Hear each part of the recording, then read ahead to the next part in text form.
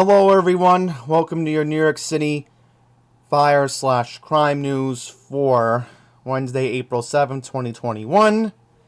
As many of you know, we normally do our updates on Tuesday, but there was a bigger story than everything else going on yesterday regarding the death of Officer Dennis Mullaney.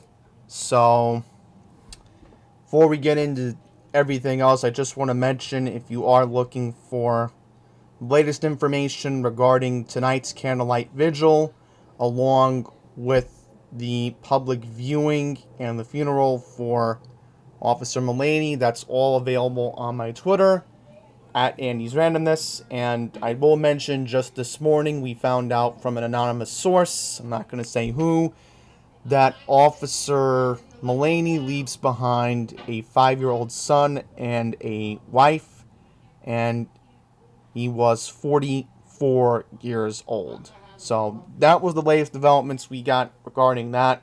So I'm not going to cover it anymore. Instead, today we have a bigger, more important issue than the death of Officer Mullaney. And I understand that, it happened. I understand that.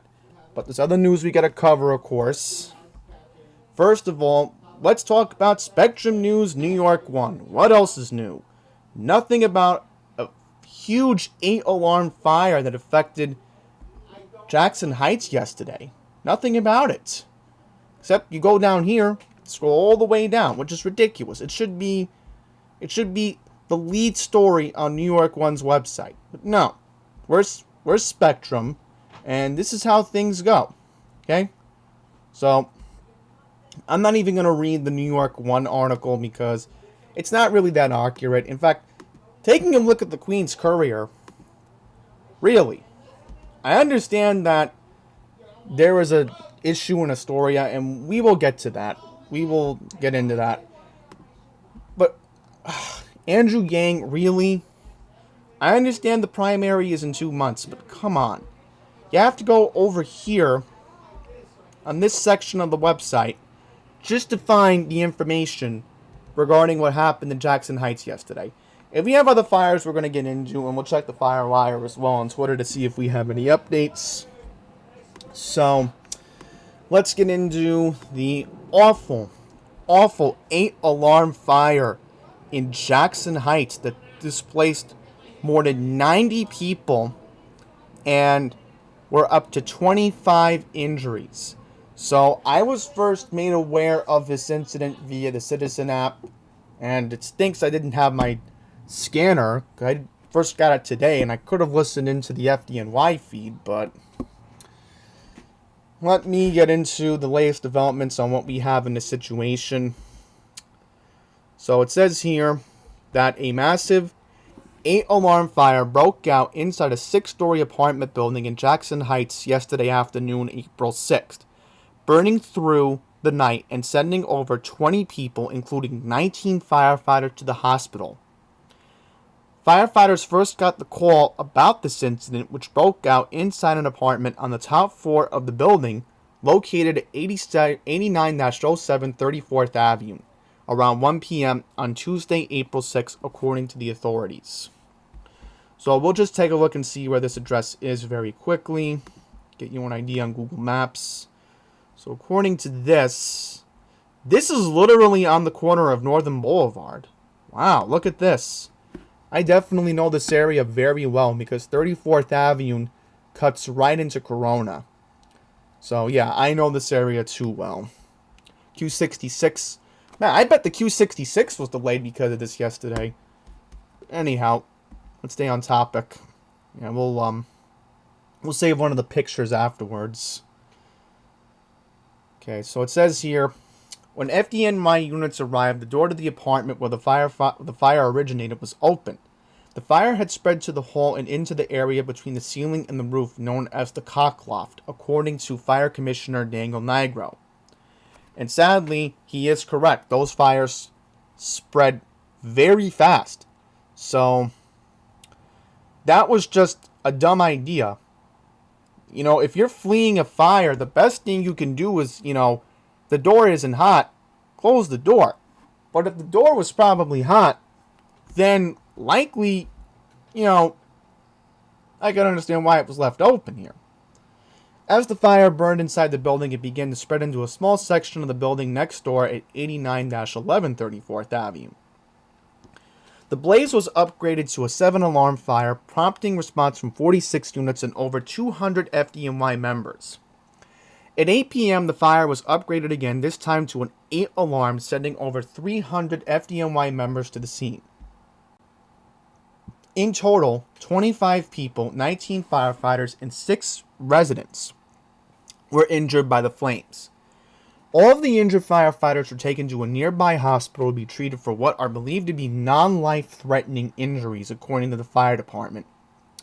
2 of the residents were also taken to a nearby hospital to be treated for non-life-threatening injuries. The other 4 people refused medical attention at the scene. The FDNY confirmed the blaze was brought under control a few minutes after midnight. So we are going to watch a video of the incident right here. So let's take a look at this. Yeah, and you can see, look at all the smoke. And I will mention, Kimberly Richardson from Channel 7 was on the scene yesterday afternoon. And if you were watching Channel 7, you could tell this was a disaster in the making. Because you could barely see on a high-definition television set her face. I mean, even with the face mask on, I could barely even tell it was Kimberly Richardson. And I've known Kimberly for many years. So, trust me, very scary that, I mean, look at this. The fire is just, the smoke is just coming out the window right here. Probably it was so strong. Sometimes when you have strong issues here, glass can get broken. Exactly, and I'm in complete agreement with the fire commissioner. Let me just pause the video here. And by the way, you are hearing the air traffic going into LaGuardia. I just wish my scanner would be able to pick up the arrivals, because I want to know what's coming in. But anyhow, in a statement, Nigro stressed the importance of closing the doors if a fire happens to break out in your apartment or home. If you do not, unfortunately... Oh, my bad. If you do, unfortunately, have a fire in your house, and excuse me, because, again, air traffic can bother you, it's important to close that door because the fire spreads out into the hallway. The units are unable to make a quick advance. What we see here is now a 7-alarm that could have been avoided. Exactly. By just closing the door. This could have been less of a situation, but, maybe the door was hot and maybe they couldn't close the door. So, right now we know the fire marshal is investigating this incident. As far as residents who have been displaced, 90 people inside the first apartment building were displaced. According to the Red Cross, 240 residents of other nearby buildings were displaced. They did provide hotels for around 80 families living inside the building. Anybody who has been impacted and has not reached out to the American Red Cross can call 877-RED-CROSS and hit option 1. So I will give the accurate phone number of the American Red Cross right now. The phone number, and I'm going to pull up my telephone keypad, 877-733, and then it would be 2707. So again, the phone number is 877-733-2767, and then you hit option 1. So thank goodness my iPhone was here because I could enter it. But again, a very, very awful incident, and I was thankfully keeping an eye on it because Citizen App first notified me about this yesterday, and I was all over this. I was literally all over this trying to get the radio scanner feed from the FDNY and the police department on Citizen. But again, I just got my Bearcat today, so I gotta figure out how to program it. Okay, next up, we have two other fires in the borough of Queens we need to bring up. And in fact, we have a fire that looks like happened a couple days ago in Woodhaven. Okay. 2-alarm fire in Woodhaven sent one firefighter to the hospital on Easter. So this happened on Sunday. It happened at 8411 86th Road around 7 p.m. on Sunday, April 4th. So we'll take a look at this address right now. Get you an idea. Get you right here. It appears to be close to Woodhaven Boulevard. Alright, so yeah, not too far from the golf course. I don't know what's going on with my CPU just now, but continue reading. Around 100 firefighters arrived to the scene to battle the fire. Thankfully, the fire was controlled less than an hour before 8 p.m. A witness said smoke was pouring out the building. The fire department worked out to put this fire out really quickly, and it looked bad for a while. Thankfully, the good news is only one firefighter was taken to a hospital with minor injuries. So now the fire marshal is going to investigate. By the way, I need to save the thumbnail, otherwise it's going to look unprofessional. So trust me, I'm just going to quickly save it right here. Okay, good. Want you guys to have good quality. You know me, I'm a guy who focuses on that all the time. And excuse the lawnmower in the background. It's lawn mowing season, so likely my neighbor's landscapers are out today. Alright, we have one more fire in Queens, and then we will take a look at the Firewire, and then we'll just take a look at AM New York and see if they're reporting anything, and if not, we'll just move on to the crime. 2 firefighters seriously injured after being caught in the collapse of a burning Springfield Gardens building. So I believe I know this one. Oh yeah, we talked about this one. Yeah, the one on Springfield Boulevard. Yeah, so the Queens Courier did cover this one. I don't need to bring this up again. Okay, so let's just take a look at the Firewire very quickly. Again, you can follow them on Twitter. They do a good job all the time. It appears there's a gas leak in Hollis. Let me take a look at this. Ooh, look at this. We have an all hands in Hollis. Yes. 206-10 Hollis Avenue. Fire in a 1-story barber shop. Yikes. Not too far from where the train station is. I know this area. Q77 goes over there.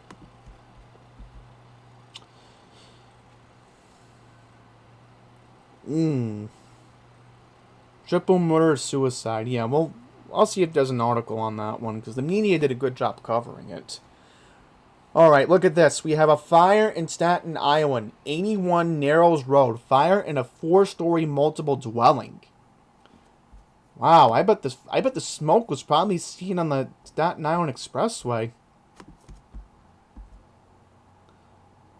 Ooh, look at this.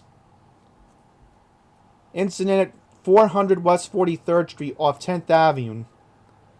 Fire in apartment 43B. Oh, and then here's a sad one. I know the Firewire usually covers this. There was a 12-9 yesterday. Person struck by a train at, appears to be Hazley and Broadway on the R line in Brooklyn. Yeah. Person was pinned underneath train. Wow. Okay, so we'll just check AM New York and see if they're reporting any other fires. And if not, I will get to the other stories in Queens that I will cover. So let me just get you police and fire very quickly here. Okay, let me see if I can find any fires. And again, I will mention AM New York has been on point. They always seem to be on the crime lately. Yeah, so no other fires. Alright, so we'll just get to the, we'll get into that. By the way, update regarding the Jackson Heights fire. They just updated on the Queens Courier.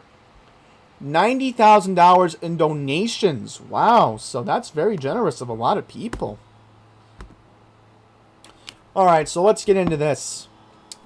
First crime incident. Man exposes himself in Astoria shoe store. Yikes. NYPD is looking for a man who exposed himself in an Astoria shoe store earlier this month. What? This was posted in April. It should have said last month. Really. People at the Queens Courier really gotta learn how to proofread. My goodness. This happened in March. So it says here, on Saturday, March 6th at 3 p.m., an unidentified man walked into Fabco Shoes at 31-59 Steinway Street. Yep, that's definitely Astoria. Once inside, the man then exposed his... I'm not going to say that word, please. I don't want to... Let's just say the man exposed his male reproductive function. Let's just call it that. To a 36-year-old woman who worked at the store. Police said that the man didn't flee the location until after purchasing a pair of shoes. No arrest had been made and the investigation is ongoing. Police recovered surveillance footage of the suspect from inside the store. So let's give you a description. It appears the subject is black. He was last seen wearing a chain, a Banana Republic sweaty, and not wearing a mask inside the store. Unbelievable. Alright, so I'm only saying that because, again, we're still in the pandemic and the mask mandate has not been lifted yet, but likely in a few months it will be. Alright, so it says here, anyone with information can call the Crime Stoppers at 800-577-TIPS, 8477. In Español, 888-577-747882, which is pista, 74782 in English. You can also go on to www.nypdcrimestoppers.com or on Twitter at NYPDTips. You can remain unanimous. Trust me, I'm not that cruel to read a dirty word on here. Just can't. Male reproductive function. I'm a genius. Yikes, look at this. Cops seek man behind burglary of 3 auto shops in Long Island City. I really hope Punjab didn't get involved, because my dad was just there yesterday. Alright, so it says here, a lot of incidents have been happening in Queens regarding auto shop robberies. NYPD say the first of the string of burglaries was on Sunday, January 17th, where an unidentified man made his way into a car wash at 86-03 Rockaway Boulevard in Woodhaven through an unlocked door at 3:15 p.m. Once inside, the man took around $3,500 in cash and then fled the scene. Then, on January 30th at 3:50 p.m., the same suspect walked into a St. Albans tire shop at 168-01 Liberty Avenue through an unlocked front door, according to the NYPD. He then allegedly grabbed a wallet containing several credit cards and then fled in an unknown direction. So it says here, after laying low, he returned in March. Okay, let me see if this is the address of Punjab. I just want to confirm. I really hope it's not Punjab, because if it's Punjab, I'm going to be upset. Let's see. I know they're on 21st Street. 35-26. Oh, okay, good. Okay. Looks like this is now on 21st Street. 3819, 30. Let's see. Let's see. I just want to confirm, because 3824. Oh, no! The suspect's being accused of robbing the auto shop next to Punjab. Yikes! So he grabbed $150 in cash. Wow. Folks, you can't make this stuff up. I literally know where Punjab is. Punjab is 3824. The auto shop next to it is 38-19. Because my dad has taken me over there a few times when I was a kid. Just to see his Lincoln Town cars get repaired. Yikes. You know, look at that. Again, folks, this is what I keep saying. You know, Long Island City and Astoria used to be a desirable area to live in. And now, this is what happens.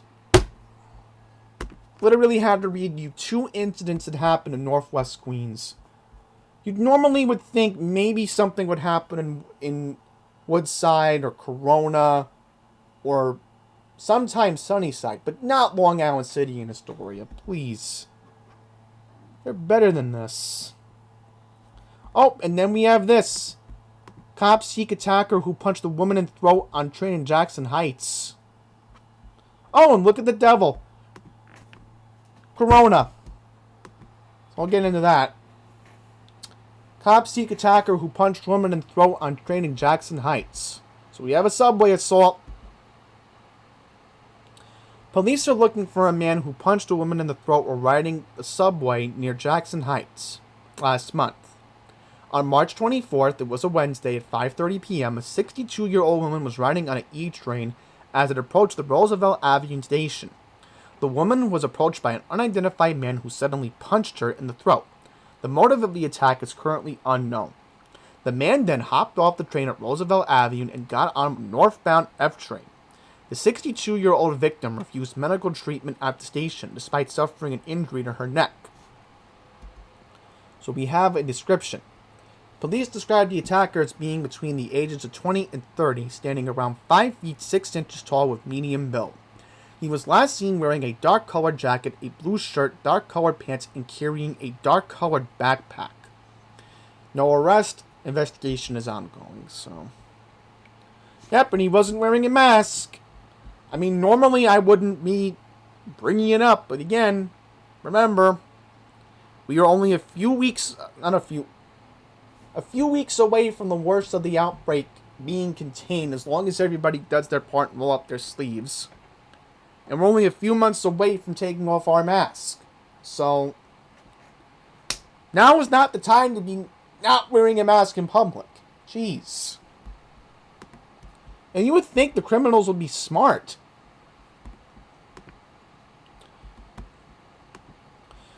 Alright, and then we'll get into this. And then we'll read some interesting news regarding an assault last week that I talked about in Midtown. 6 men stabbed in bloody knife attack in Corona. 6 men suffered stab and slash wounds after being attacked by a group of knife-wielding foes during a street fight in Corona just after midnight on Monday, April 5th. It happened at 12:01 a.m. at the corner of 111th Street and 43rd Avenue. Law enforcement sources had few details about the events which lead to the knife attacks. They learned as many as 6 suspects described as men in their 20s were involved in the incident. In all, they counted 4 victims who were found wounded at the scene and 2 other individuals who were walking into local hospitals late Monday morning. Officers from the 110 precinct and EMS units, they responded to a 911 call about the assault, located 2 men ages 22 and 29 who had been slashed in the head. They also found a third man, 24, who suffered slash wounds to his left leg and the right side of his chest.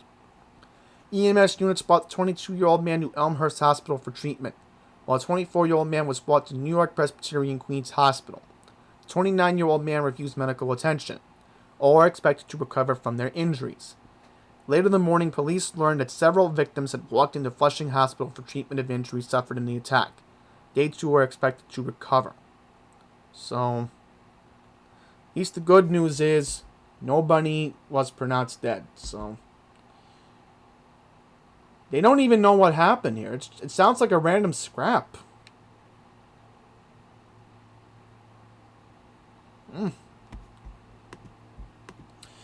Okay, so we have some interesting news. Doormen fired after failing to help Asian woman during a Midtown attack. Let's read this. I'll get rid of this. 2 doormen have been fired after they failed to intervene when an Asian woman was viciously beaten outside the luxury Midtown building they supervised.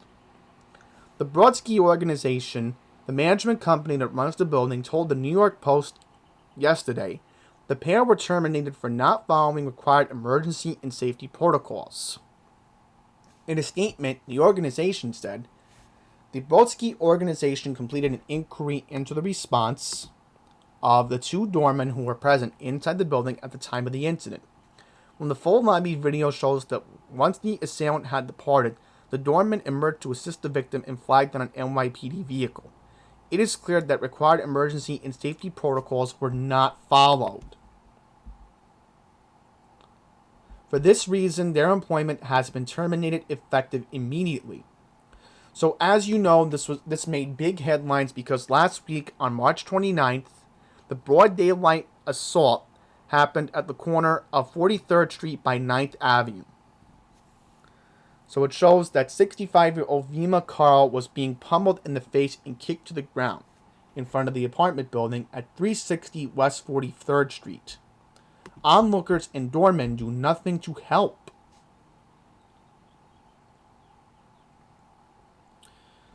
So allegedly, we now have some details regarding the suspect, Brendan Elliott, who was accused of killing his own mother. The convicted murderer said, allegedly told the woman, you don't belong here, you're Asian, as he beat her, prosecutors said previously. Separate videos later showed that workers did finally open the door and go outside to aid the woman once the assailant was gone. Brodsky previously said the workers claimed to not initially intervene because they saw the assailant pull out a knife. Then, later on, the surveillance video shows them flagging down a police vehicle.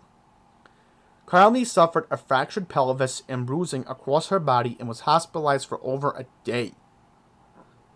Now, again, we know that the convicted murderer was released on parole after serving 2 decades in prison for killing his mother in front of his 5-year-old sister in 2002, living in a nearby homeless shelter.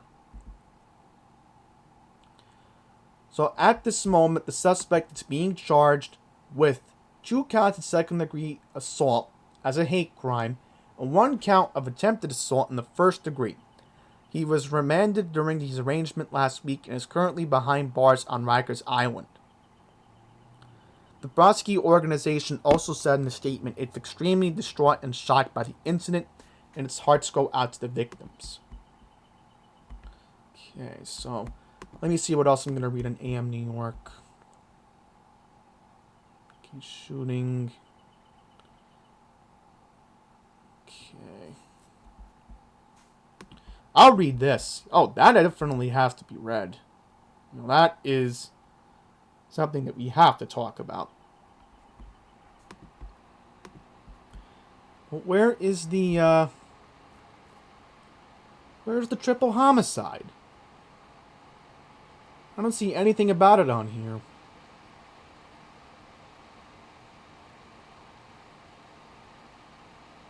I don't see anything about it. Let me Google it. There was a triple homicide in Brooklyn.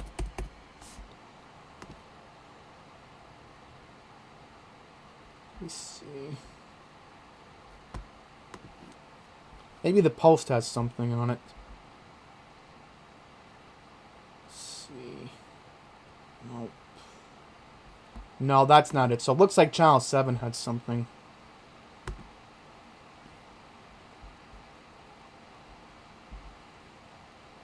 Yeah, this happened in Brooklyn. In fact, hang on. The Brooklyn paper cover it? Let's see. Let me see. Because I'm going to I'm going to put this on mute. Let's see if they have anything on it. Because you would think a triple homicide would get covered. Yeah, here it is. It's in the Brooklyn paper. Alright. And they even talk about the ambulance crash, which was featured in AM New York. So I'm not going to read that many more articles. So We have to cover this because this is a very sad story. Triple homicide reported in Brooklyn recently, so we'll get into this. Alright, so it says here, detectives in Brooklyn are looking to find out what led to a 46-year-old man to shoot his female companion and his 2 daughters dead inside their apartment before taking his own life on Monday night. Law enforcement sources said the massacre happened just before 11:22 p.m. on April 5th inside a fourth-floor apartment within the Van Dyke houses at 362 Sutter Avenue in Brownsville. And by the way, Channel 7 did let off with this on Monday night. On their 11 o'clock news. On their... Right. When did they cover this? Right. They covered this Tuesday. Officers from the 73rd Precinct and PSA 2 made the horrific discovery while responding to a 911 call regarding shots fired at the location. Upon entering the apartment, cops discovered the 3 victims, a 45-year-old woman and her 2 daughters, a teenager and a 20-year-old, each with gunshot wounds to their head. Responding EMS units pronounced all of them dead. Their identities have been withheld by police pending family notification. While responding to the murders, police then received a 911 call about a male shot in the area of Mother Gadsden Boulevard and Sutter Avenue, right around the corner from the crime scene. Officers then discovered the apparent suspect, a 46-year-old man lying in a walkway just off Mother Gadsden Boulevard with a gunshot wound to his head. EMS units pronounced him dead. It is believed that he fatally shot her and her 2 daughters moments before turning the gun on himself. Police also believe the man had another child with a 45-year-old victim, a 9-year-old girl who ended up calling the authorities, Pix 11 first reported. The young girl was uninjured and is being reported that she is the half-sister of the teenager and the 20-year-old victims. Yeah, so Channel 7 had a similar headline. It says, 9-year-old found hiding in the closet. Wow. Cops also recovered a gun inside the Sutter Avenue apartment where the 3 victims were found and a firearm in the dead man's possession. At this point, detectives had not determined a motive for the bloodshed. There is an ongoing investigation.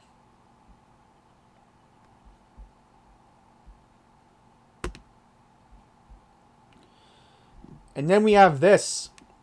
Ambulance in brutal 3-car vehicle collision while transporting elderly patient in cardiac arrest. Yikes. And the Brooklyn paper reported that this was a 95-year-old woman inside the ambulance. Okay, so it says here, the NYPD have confirmed that a 3-car collision involving an ambulance transporting a 95-year-old woman who was being treated for cardiac arrest ended with her tragic death. The unthinkable series of events also involved injuries to some of the 11 people involved, a figure that factors in ambulance workers and civilian vehicle passengers. The incident first occurred at April 3rd at approximately 3 p.m. at the intersection of Schenectady Avenue and Avenue N in Brooklyn and involved 3 vehicles. The first vehicle was identified as a 2002 Nissan Maxima operated by an 18-year-old male. The second, a Ford ambulance operated by a 31-year-old male and containing 6 ambulance workers as well as the critically ill woman. And the third, a 2013 Toyota Camry operated by a 37-year-old man.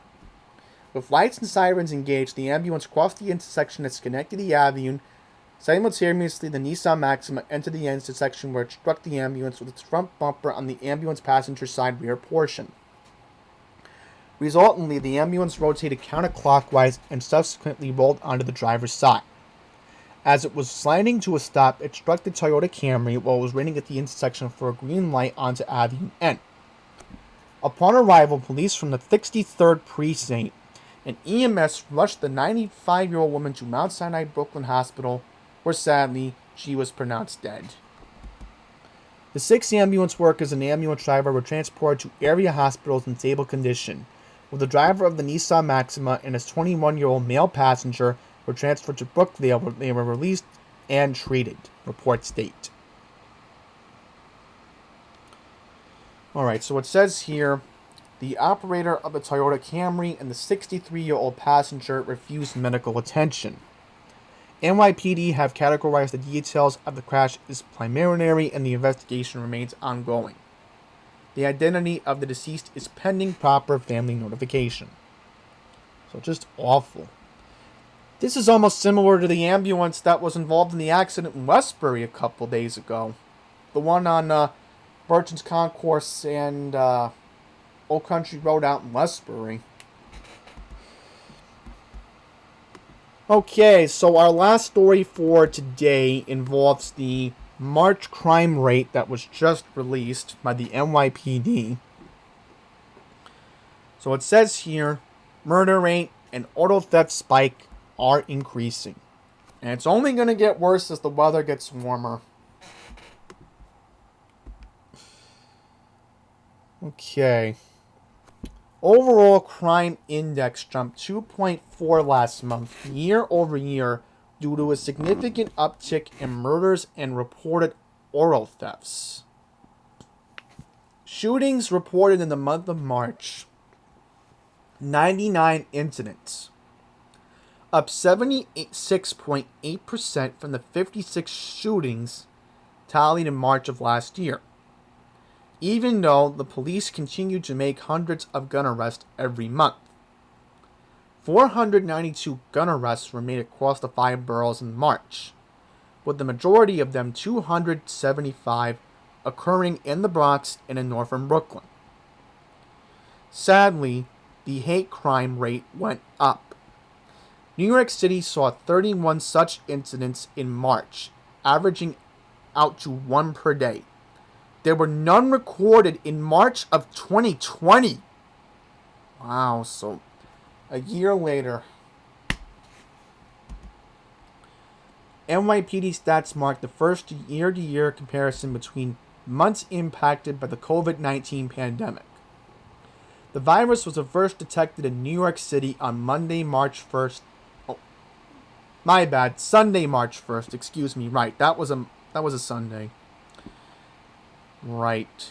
And remember, our stay-at-home order was late in March. However, this March was completely different because New York City is slowly trying to spring back to life as the vaccines by Johnson & Johnson, Moderna, and Pfizer makes its way into the arms of New Yorkers. That meant the criminals were back in business. And by the way, I will mention I'm getting my second COVID dose next week in Westbury. I know my dad got his second dose yesterday. My mom's getting her second dose tomorrow in Jamaica Estates. So, trust me, the city is spiking back. So here we go. 34 murders, up from 9, 25 in 2020 a year ago. 36% increase. Rape. The department maintains as an underreported crime, a 30.4% spike year over year. 133 incidents occurring last month, up from 31 the same time in 2020. Auto thefts. This is the one that the NYPD constantly continues to focus on, including over at the 107 precinct. 666 stolen vehicles reported this month alone. My bad. Last month alone, in March. That's a 35% jump from the 493 incidents recorded at the same time last year. Okay, robberies went down 11.8%, and burglaries, which dropped to 8.5%. Meanwhile, in regarding news from the Transit Bureau, Chief Kathleen O'Reilly reported that the crime rate went down to 32.6% with 118 incidents reported, a decrease from 175 tallied in March of 2020. So it says, there's a lot of other statistics I can get into, but overall, it's just very alarming. Very, very alarming. Alright, so let me just see the quarter. Alright, here's quarter-wise. Okay. Quarter-wise, murder went down. However, rape went up. Auto theft surprisingly went down Q1 from January to March.